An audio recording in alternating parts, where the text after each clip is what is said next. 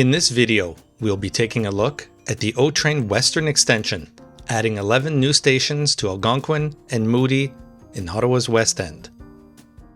Westboro Station. Westboro was the first station heading west, picking up after the current Line 1 terminus of Tunney's Pasture. It was the last station to start undergoing demolition and reconstruction, as a transitway was still open in this area up until just a few years ago. Over the course of the winter thus far, lots of progress has been made. You can see the exterior glazing, the roof, glass work, platform canopies. Everything is shaping along very nicely, and it's pretty much visually caught up to the progress and state of most of the other stations. As we continue down the guideway towards our next stop, you can see that the overhead catenary system really has not been installed in this area. All there are currently are the posts that will be holding the OCS system, and this pretty much continues right up to the eastern portal of the Parkway Tunnel. But there are workers on site working on this as we speak. Next station, Kitchissippi. This is an interesting station, used to be called Dominion, and it will allow for rapid transit service to these beautiful homes and residential areas that are pretty much steps away from the station itself. It's truly impressive how close and integrated the station is going to be. You can see the traction power substation at the bottom left, and some workers working on the guideway and the overhead catenary system. And what's interesting here, the platforms have full-length overhead glass canopy, which is great to see. So definitely sheltering people from inclement weather. Looking from this direction now towards the parkway, you can see the expansive platforms themselves and the entrance building, which has entrances on both sides of the trench. Continuing on from the station, again, the overhead catenary system is a work in progress. That's the eastern portal going into the Parkway Tunnel. Next station, Sherbourne, which is the new station in the Byron Linear Park. And this Byron Linear Park was filled with pathways and trees. This was all unfortunately taken down, but it's going to be restored with new pathways and a new landscaping plan that's going to endure for many, many generations to come. The stations are really well integrated into the community here, close to the residences, close to the commercial and businesses in the area. Trains enter from the tunnel and emerge in the station area where it is open to the above.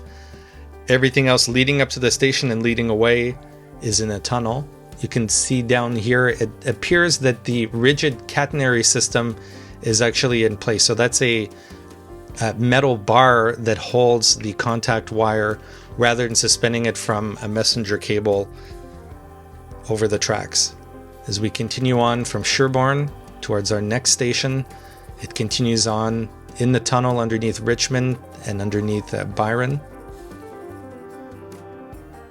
So we can see it coming up in the distance. Our next stop. Next station, New Orchard. This station, pretty much the same idea as Sherbourne. The entrance is actually oriented in the opposite direction, so it's found on the west side of the station. Sherbourne was found on the east side, but pretty much a copy and paste of the other station. You can see the ventilation fans and system at the far end. The entrance building now on the opposite end of the station. Again here, just like Sherbourne, it appears that the rigid catenary system has been installed. And surely that continues through the tunnel itself. This is the same kind of setup that you can see in the tunnel from Rideau all the way to Lyon and beyond. As we continue on from the station, you can see lots of work still happening in the Byron area. It's going to be restored over the next couple years. Trains continue on from New Orchard, pass underneath Richmond Road to line up with Lincoln Fields, which is going to be the main transfer point or the final transfer point between line 1 going to Algonquin and line 3 going to Moody. So you can transfer at any station prior to this, but this is the final stop before the line branches. Next station, Lincoln Fields. And just off to the side here, you can see the new permanent bus loop. It's going to be quite expansive, a nice layup area, an operator building for the buses and the bus operators. You can see here how the platforms, the entrance off to the side here, which will exit into the bus loop area. And looking down now at the platforms, again, 3 platforms. There's an eastbound platform heading back downtown. That's the farthest one on the right. And then the other 2 are going west, either towards Algonquin or Moody. There's a lot of track switches and crossovers leading into the station, as well as leading out to allow trains to serve their various service patterns and destinations, all regrouping, coming through Lincoln Fields to and from their destination and their origin. You can see the old Legacy Transitway station still remains, still in service. That will be demolished at some point in the future, and this whole area that it previously occupied will be re-landscaped and revitalized with the new concept by the NCC. You can see the workers now working on the overhead catenary system, working on the wires that will supply 1500 volts to the light rail vehicles. Getting a cherry picker here working on the cabling itself. Lots of progress happening here. Even though it's the winter, there's still a lot of progress, and you can see workers at pretty much all the stations working on various aspects. The work doesn't stop despite the snow coming down, which is great to see. You can see here the track switches and the tracks leading out of Lincoln Fields to destinations farther west. The overhead catenary system, some of the lines are up here, some of them are not. The ones leading towards Algonquin and line 1 seem to be a little further progressed than the ones leading to line 3. Again, there's 4 tracks here as the line splits up, so it's a little hard to get a clear look at the complete state of it, but some of the OCS is up and some of it is still a work in progress. So from departing Lincoln Fields, line 1 will pass underneath the flyover, pass underneath the old Queensview Station, which has been decommissioned, passes underneath the 417 to reach our next station. And as you can see, some of the track switches here are energized and the heaters are working. Next station, Iris. Beautiful shot here of the creek coming through the area, which was relocated and repositioned to allow for the station construction.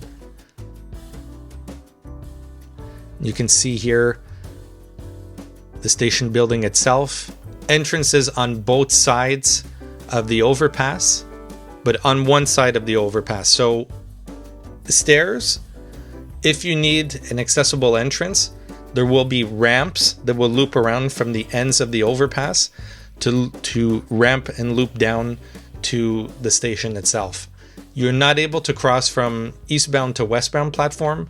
Once inside the station, you have to come back up and cross the overpass to go back down. It's a very simple design station, but with the landscaping, the green space, the creek, it's probably going to be a bit of a transit oasis with the green and the nature that'll definitely encompass and envelop this area in the years to come. It's going to be quite beautiful and stunning. It's very stunning already in the summer with the creek. So as the trains continue on, now heading south towards Baseline, you can see the tracks head underneath Baseline Road and re-emerge on the other side, heading towards the terminus of Line 1, Algonquin.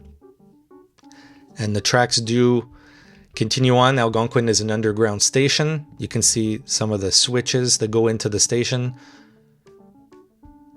And it's really impressive. This is going to be a station that has storage tracks inside. So the station will have a center platform, but there will also be storage tracks to allow them to park and stage trains that are not currently needed in service, but can be deployed by keeping them close to the end of the line. So it's definitely a neat strategic location. It's not necessarily a maintenance facility, it's just a garaging facility. Nice wide shot of the general area, the College Square, Algonquin College in the distance. Next station, Algonquin. And this is going to be a very popular station. It's pretty much the transfer point currently for everyone heading southwest towards Nepean, Barhaven, Fallowfield. You can see the entrance building just off to the side of the doors towards the campus itself. And then there's also a standalone building here. This is where the bus loop and bus service is going to be. This has an overhead connection that crosses and connects directly indoors to the second floor of the Algonquin College Construction Excellence building. As you can see from here, again, the main building, pedestrian crossing going into the ACCE building, and then its own pedestrian crossing going into the B building and C and all the other connected buildings of Algonquin College. Now if we head back towards Lincoln Fields, we'll take a look at the second branch, line 3, heading towards Moody now.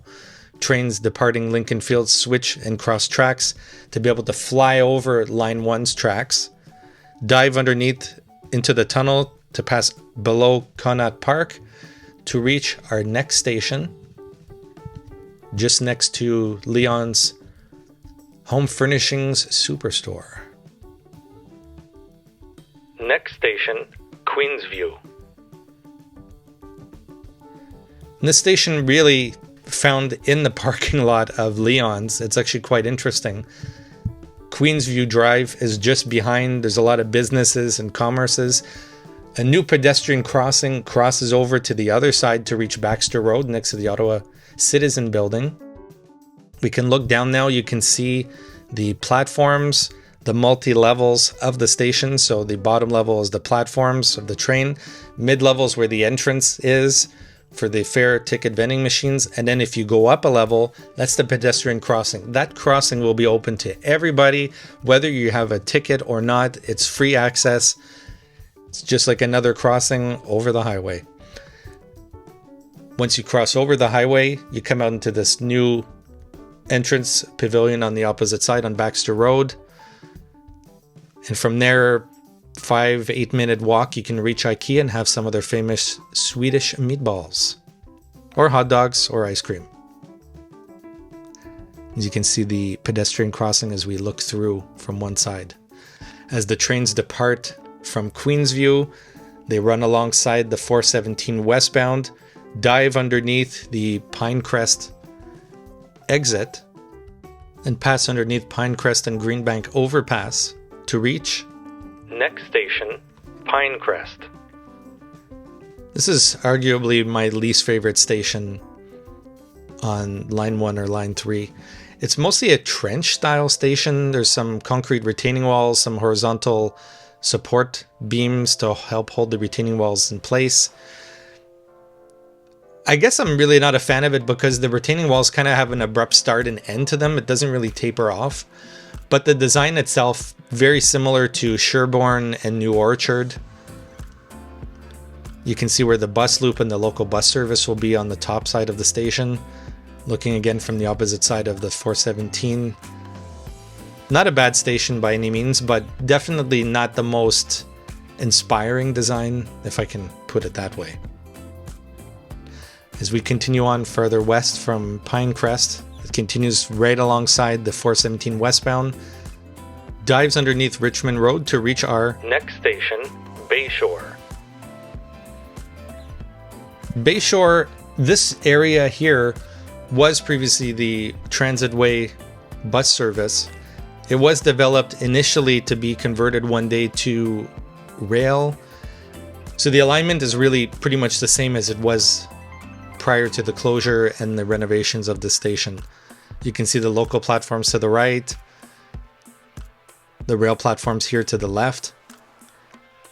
That's on the right, The pedestrian crossing coming from the parkade of the Bayshore Shopping Centre. This is the new entrance building where the fare gates and the fare paid zone entrance will be.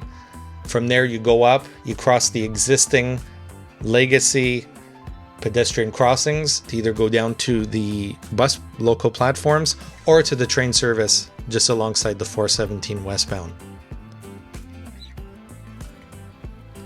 And from here you can see the train platforms below, glass canopy from end to end. And this will provide great coverage from rain and snow. It'll be interesting though to see how they secure this side of the station platforms, because the road leading to the parking does run fairly close, so it'll be interesting to see what they do here to make it secure. You can see here they're working alongside the entrance pavilion building. Lots of work going on all around this area, to be honest.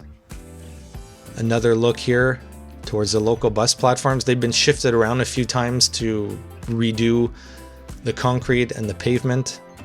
And final look at the train platforms themselves.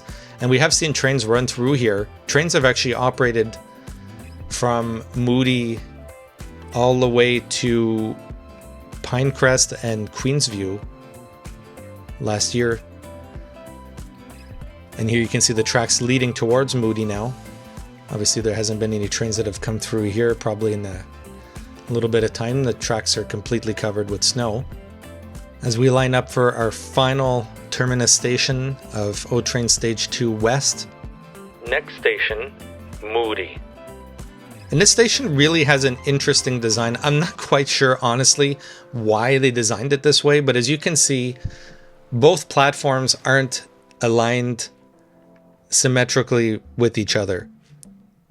This is no doubt due to the location that was chosen, which is right next to the 417 Moody off-ramp, which definitely played into why the station sort of has this jig-jag kind of design to it. But nonetheless, it should be a really interesting station. Lots of glass. There's local bus service here. And just the design itself being unique should prove to be quite interesting all the same. A lot of people ask, is this station, being a terminus, going to have a park and ride? The answer is no. And that means local bus service or walking. There'll be a pickup and drop-off zone for people being brought over by car, but there will not be any parking at this location. Of course, there are plans to extend the service into Kanata, in which case this would just be another station along the line and not the final stop. One final look at Moody, you can see where the local bus service will be just to the right, the fare paid zone entrance all the way to the left near the pathway. And as the trains head out from Moody, heading further west, this time without passengers, they will head into the Corkstown Light Maintenance and Storage Facility seen in the distance. Well, this about wraps up this installment. Looking at the O-Train Western Extension. Be sure to stick with us on Railfans Canada and don't forget to subscribe so you never miss our latest content and news on the latest of Ottawa's O-Train.